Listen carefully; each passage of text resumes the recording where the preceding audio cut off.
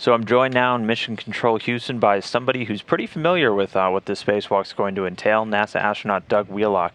Doug, thanks so much for joining me. And you've done this before. You've done almost this exact same spacewalk back in 2010.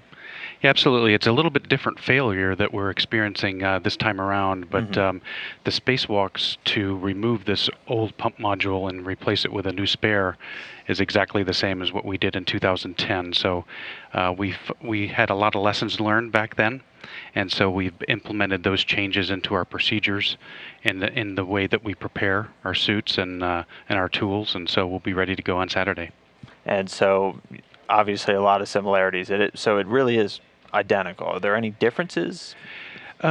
Well, the difference is now we learned it was sort of difficult to disconnect these ammonia connectors back in 2010. The pressure, we were running pretty high at operational pressures, 360 psi, and so I had a difficult time disconnecting these connectors. And we learned in the latter two spacewalks during that time frame that if we lowered that pressure, it'd certainly help us in disconnecting and reconnecting those ammonia lines. So we learned that, and we've kind of done some simulation, and we're going to drop the pressure so to kind of give these guys a little bit of a head start when they get outside.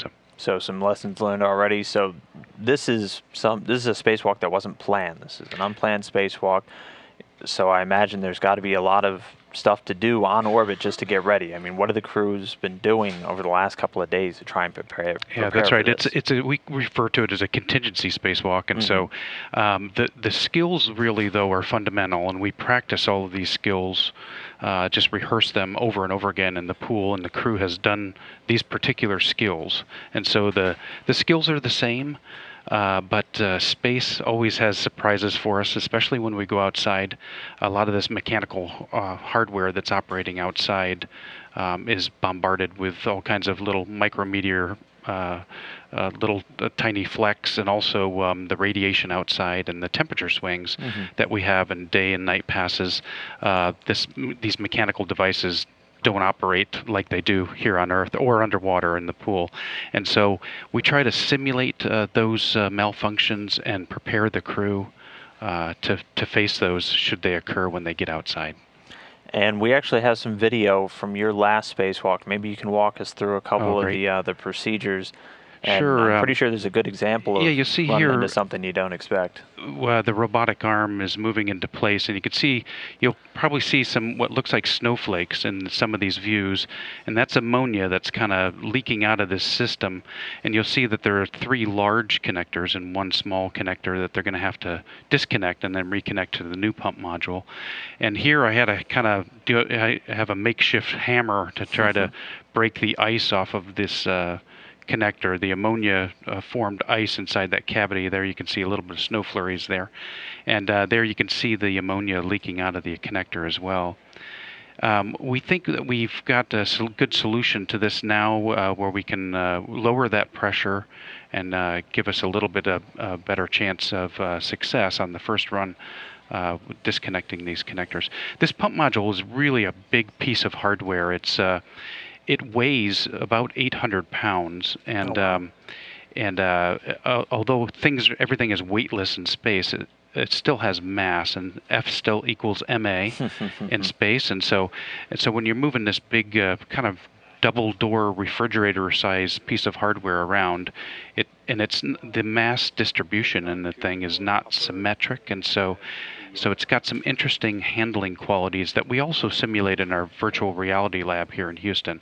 You can see me on the arm there, hoisting that big pump module out of its place there on the truss, and then Tracy and I went out to get the new pump module, and we have 3 spares on board currently, so we're going to use one of those with these coming up EVAs. That'll leave us with 2 spares, but the crew will also go and get a spare off of one of the outside. It's kind of like a porch area where we keep a lot of these spare parts, and they'll return that pump module. Here's a good view of us inserting the new pump module back in 2010 into its slot, and then you bolt it down. It's got 4 bolts that hold it in place, and it's also got these 4 ammonia connectors and also 5 electrical power cables that connect to it to run it from inside.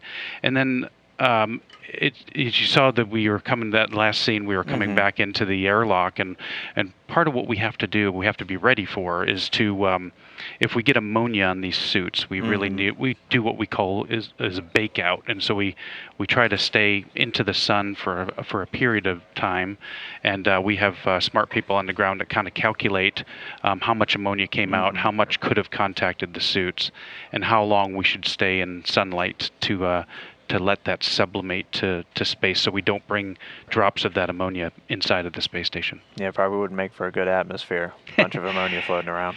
Yeah, it would not be a good day if we brought ammonia inside. But we do have precautions for that, and the crew inside is going to be working very hard as well to get these guys back inside when they're done with their spacewalks, and they are an integral part of the cleanup and also the bake out and preparation of the station for when these suits come back inside, so we're ready for any contingency.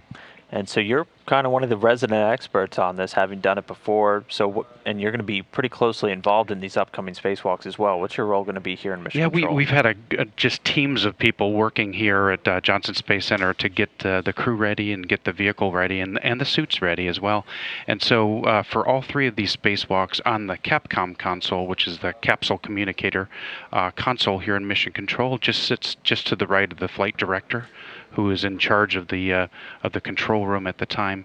So I'll be sitting on right seat at the Capcom console, which we call ground IV. So I'll be talking to the crew while they're outside. So kind of walking through their timeline. I'll have their timeline in front of me. They don't. They probably will have parts of it memorized and lots of it practiced inside with body control and stuff inside of the station before they go out.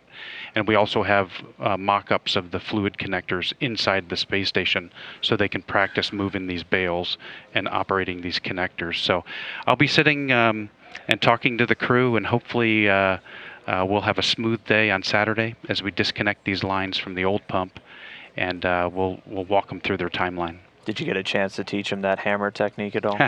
Yeah, we've had a couple of video conferences, several video conferences with the crew, and so I kind of gave them some tips on how to position their body.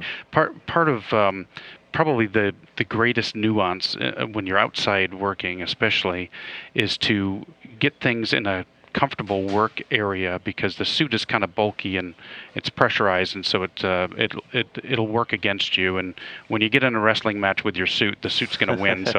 So during our training, we learn to work with the suit and have the suit work for us. And so we try to get the crews to get their work site in a good work envelope, and then also to position themselves to counteract forces and torque and things like that. So. Okay. Well, again, NASA astronaut Doug Wheelock, he's done this spacewalk before, and he'll be helping them out as they kick it off on Saturday. Doug, thanks so much for joining me, giving us a look inside. I really appreciate it. Thank you.